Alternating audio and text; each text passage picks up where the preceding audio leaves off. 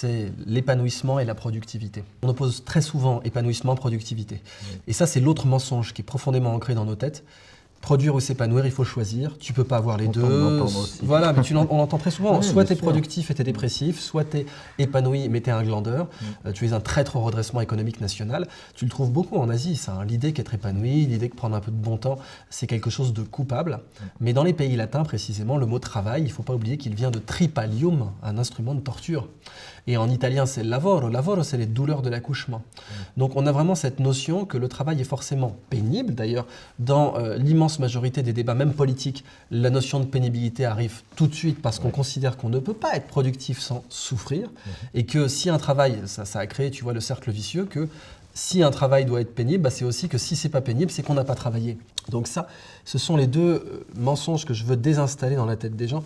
C'est comme de l'acupuncture. En fait, si tu plantes une aiguille sur ces nerfs-là dans l'humanité, puisque ça contamine l'humanité entière, ces deux mensonges.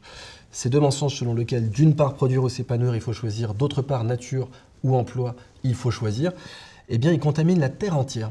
Et si tu arrives à planter une aiguille intellectuelle précise dans ces deux nerfs-là, tu peux soigner toute l'humanité. Il y a d'autres, bien sûr, sujets scientifiques qui m'intéressent, les mathématiques, l'intelligence artificielle, la géopolitique à laquelle j'ai consacré un doctorat, la diplomatie, la géopolitique de la connaissance, la résolution de conflits, comment passer d'un complexe militaro-industriel à un complexe pacifico-industriel et comment démontrer que ce complexe-là gagnerait encore plus d'argent qu'un complexe militaro-industriel classique.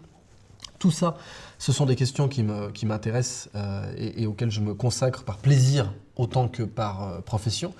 Mais pour l'instant, mes deux priorités, c'est ça. Réconcilier nature et emploi, réconcilier productivité et épanouissement.